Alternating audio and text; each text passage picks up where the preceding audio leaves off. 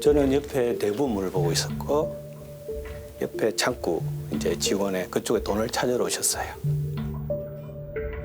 현금 4천만 원을 찾아달라고 하시더라고요. 아파트 리모델링 한다고 이렇게 말씀하시더라고요. 고액 현금이니까 한 번 더 쳐다보게 된 거예요.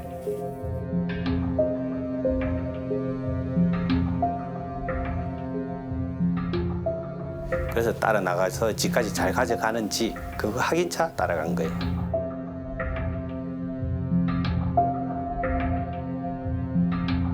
이분이 나가서 내가 뒤에서 보니까 요 앞에서 전화를 하면서 집으로 바로 안 가시고 왔다 갔다 하시더라고요, 도로를요. 그래서 서가 있는데 고객님은 휴대폰 가게 안으로 들어가더라고요, 전화를 하면서. 그래서 제가 따라 들어갔죠. 문자가 왔어요. 처음에는 문자가. 확실히 내가 대출을 하려니까 확실히 해줄 것 같으면 이 명함을 보내라. 예? 명함을 보내라. 이게 보내왔어요. 보내와서 차근차근 진행을 한 거죠. 믿고 이제 전화 받기래. 대출을 얼마까지 해준다고 하세요? 5천만 원 마이너스까지. 5천 마이너스 통장을 만들어준대요. 마이너스 통장을. 이 서류를 내가 다 인적사항이랑 다 줬잖아요. 그랬는데 내가 벌금을 300만 원이잖아요. 300만 원 맞았어. 예? 여기 300만 원 써있잖아. 300만 원 여기요.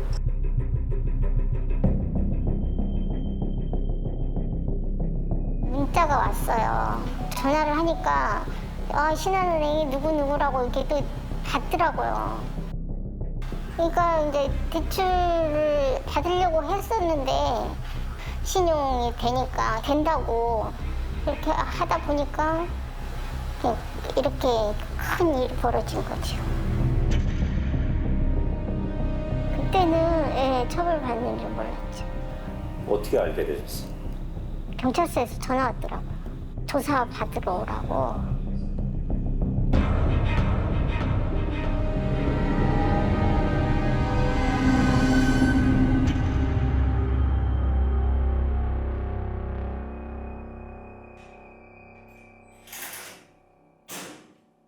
대안 대출 된다는 식으로 얘기한 것 같아. 대출을 받고 싶은데 이 금액이 대출이 가능하냐 그랬었고, 또 그거를 금액을 대환을 하면 대출이 된다, 그걸 갚아라, 그런 식으로 유도를 했던 거예요. 5천만 원까지 된다고 그러더라고요.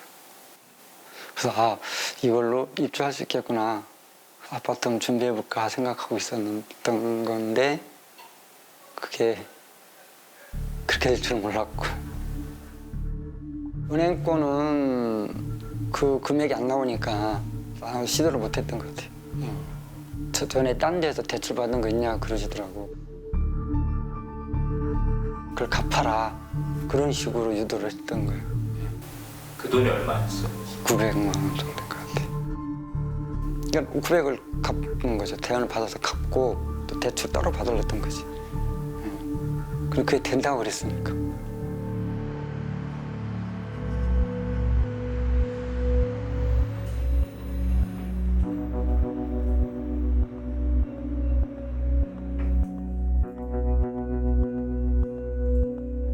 미끼 문자가 발송이 되면 여러 명한테 이제 다 뿌려버리지 않습니까? 그러면 그 중에 일부가 그 문자에 있는 전화번호로 다시 전화를 하죠.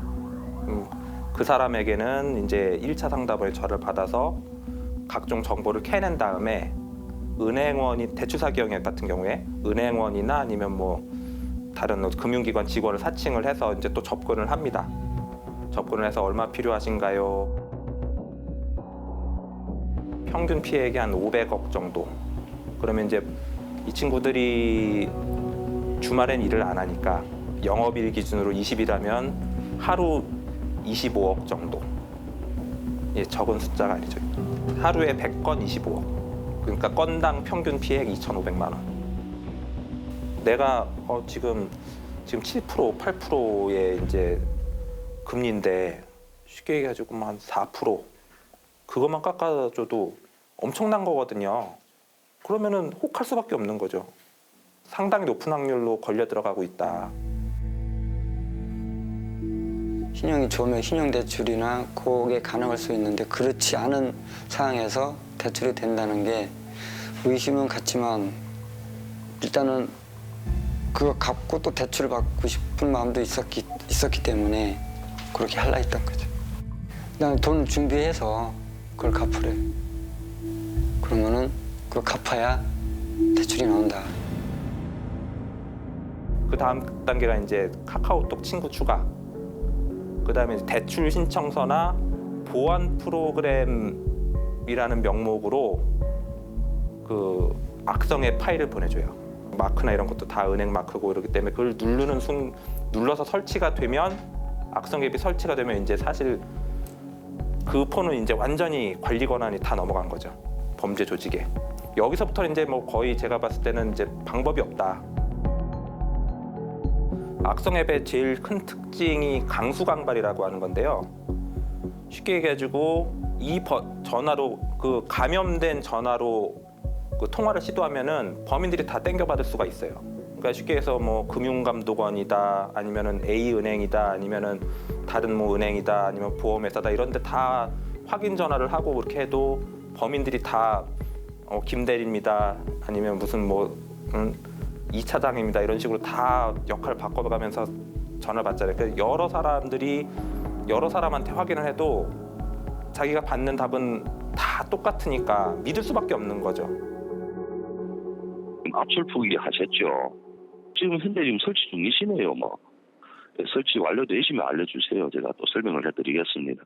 그리고 하나하나 그리고 지금 화면에서 또 마음대로 진행을 하지 마시고 전부 다 캡처를 남겨주세요. 하나하나 그렇게 진행을 하실 겁니다. 그리고 방금 전에 기본 앱으로 설정이 나오시던가요? 대출 진행 과정에서 깔라고 했던 것 같아요. 의심보다도 일단 해준다니까 깔았던 것 같아요. 깔고 나서는 그 회사 계좌번호 줄 테니까 이 담당자가 찾으러 갈 거다. 그래서 그 계좌로 송금해라. 저녁 때 그랬어요. 예. 퇴근하고 전화를 막 하는 과정에서 저는 막 마음이 들떴지. 대출해야 된다니까. 휴대폰으로 좀. 휴대폰으로 고백을 보내신 거예요? 네. 이체한 거지, 진짜.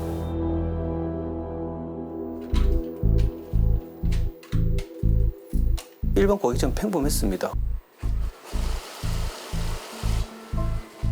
고객님을 거의 믿을 수밖에 없는 입장이죠, 우리.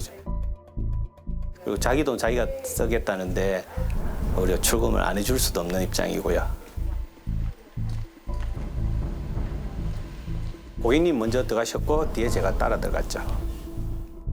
이제 제가 뭐 이렇게 돈을 뺐으니까 놀랬겠죠. 안에 들어가서 돈을 뺐으니까. 그러니까 갑자기 왜 그러냐 하니까 이거 제가 농협 직원인데 대출계 직원인데 이거 인테리어 비용 맞냐고 리모델링 비용 맞냐고 이렇게 맞다고 계속 얘기하셨더라고요. 처음에는 안 해줘. 계속 달라고 돈 달라고. 아 잠깐 있어봐라. 돈 달라고. 제가 어차피 돈을 드릴 건데 리모델링 말고 다른 거 없냐고 계속 이렇게 추궁을 했거든요. 그제서야 뭐 신한은행에서 저금리 대출 해준다 이렇게 말씀하시더라고. 이제 그 말씀을 듣고 100% 보이스피싱이다 이렇게 생각을 했죠. 그래서 휴대폰 가게 직원한테 빨리 신고해달라고 이렇게 말씀드리고 그때 경찰이 이제 오신 거죠. 사모님한테 듣기로는 신한은행에 저금리 대출 2%대 대출을 해준다고 하면서 그때 이분이 신협의 대출이 있었는가 봐요.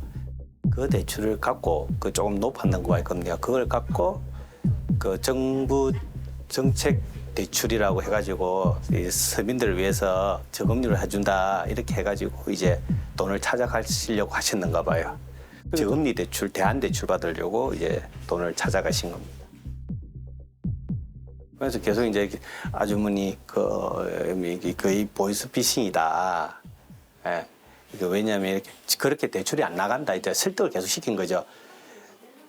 어느 금융권이든 전화로 해서 대출해 준다는 데는 없다. 그리고 또 저금리 정책 대출이라는 자체도 우리 보통 보면 어느 정도 조건이 돼야 되는데 이렇게 우리 고객님처럼 이렇게 아무 그게 뭐 사업자도 자영업자도 아니고 이런 분들은 그렇게 정책 대출이 안 나간다. 그래서 국가에서 나간다는 정책 대출은 조건이 까다롭다. 그렇게 이제 계속 설득을 시켰었죠. 이게 확인해 보셨는데 제일 중요한 게 이분이 이제 악성 앱이 깔린 거죠. 그러면 그 전화기는 자기가 아는 누구한테 전화하더라도 이제 보이스피싱범들한테 연결이 되는 거죠. 신협 직원한테 아주머니 전화를 하셨다 하더라고요. 그 하니까 대북의 직원 목소리가 맞대요. 신협 자기 대출 받았을 때. 그분이 이제 말씀하기를 우리는 이제 출장 가서 돈을 이제 상환할 금액을 받아온다. 이렇게 해가지고 그쪽에 주시면 직원한테 주시면 된다 이렇게 말씀했다 하더라고요. 아주머니도 그래도 이제 한 번 더 의심을 하셨겠지. 금강원 있는데 그 조회해가지고 전화 걸어라. 그래서 한번 물어봐라. 이렇게 또 했는가 봐요. 그 금강원에 전화를 걸으니까 그쪽 신협은 그렇게 대출을 상환할 수 있다. 이렇게 또 얘기를 들으셨는가 봐요. 그래가지고 이제 의심 안 하고 이제 그렇게 한 거예요. 그리고 저보고는 이제 뭐 저금리 대출 못 받으면 어쩌겠냐 이렇게 말씀하시더라고요. 근데 뭐 저 보이스피싱이니까 이제 돈은 제가 자꾸 내줄 수는 없는 거니까 이제 그래가지고 이제 경찰을 기다리고 있은 거죠. 미끼 문자 악성앱 대출 사기형의 가장 쉽게 얘기하면 범행을 용이하게 하는 수단이거든요. 그게 굉장히 강력한 수단이고 이게 2017년, 18년에 들어서면서부터 이제 2천억, 4천억, 6천억, 7천억, 7,744억 이렇게 쭉 올라가거든요. 이제 이게 보면 예전에는 이제 기관사칭형과 대출 사기형이 이렇게 이 정도 수준이었으면 지금은 이렇게 바뀌었습니다. 굉장히 많은 사람을 대상으로 문자를 쫙 뿌리고 거기서 걷어들이는 형태이기 때문에 피해자가 굉장히 많이 양산이 됩니다. 또 뭐 이렇게 경제 상황이 녹록지 않다 보니까 이게 걸려들기 쉬운 거죠 또. 경찰 올 때까지도 100% 제 말이 수긍은 안 하신 것 같아요. 긴가 민가 이 정도 느낌이 있어요. 경찰 오면서 설명하는 건 그러니까 그때 이제 아주머니가 2천만 원 어제도 줬다. 이제 그때 벌벌 떨기 시작하셨어요. 말도 하고 얼굴도 벌개지면서 벌벌 떨면서 이야기하셨어요. 처음에 이렇게 쓰러지려고 한번 하시고 진짜 놀라셨을 겁니다. 대출 받아서 상환하고 동시에 다 이루어져요. 특히 또 현금으로 가서 갚고 이제 네가 추가 대출을 받아라. 없다고 보시면 됩니다.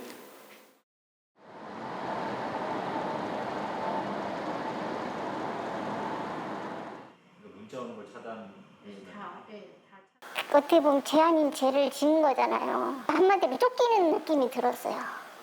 조사받으러 오라고 저 경찰서에서도 오고 분들도 벌금 얼마 내야 된다 뭐 이런 거. 나는 그래도 열심히 산다고 살았는데 말 그대로 살아갈 의욕이 없다고 해야 되나? 신용이 안 돼서 이렇게 은행에서는 못 해준다고 하는데 여기 은행은 해준다고 하니까 그냥 은행이라고 하니까 너무 믿었지요. 2천까지는 된다고 그랬던 것 같아요. 그래서 너무 좋아가지고 같이 일하던 언니한테 언니 나 대출을 해준대. 그랬더니 야 잘 됐다. 그러면 이사 갈 수 있겠다. 막 이렇게까지 했었거든요. 근데 그게 이런 일인지는 전혀 몰랐죠. 자기네 회사에 다니는 것처럼 해서 월급을 넣었다 뺐다 해야 되니까 직원을 보낼 테니 체크카드를 이렇게 보내주라고 이렇게 하더라고요. 의심을 안 했어요. 안 하고 그냥 진짜 체크카드 부러지면 안 될 것 같았어. 책에다 딱 넣어가지고 딱 포장해서 그렇게 했던 것 같아요. 그랬는데 이제 뭐 하루 저녁에 막 돈이 막 들어왔다가 바로 나가더라고요. 그래서 그냥 그게 그런가 보다만 생각했지 다른 사람한테 뭐 이렇게 해가지고 제 통장에다 넣었다가 자기네들이 빼가는 줄은 전혀 몰라요. 저 같은 피해를 입은 사람이겠지요. 저한테 이 돈을 그 통장에다 넣은 사람이 두 분이더라고요. 두 분이 이제 1,000만 원씩 이렇게 넣어서 그 돈을 이제 빼간. 그러니까 한마디로 제 통장은 대포 통장으로 썼더라고요.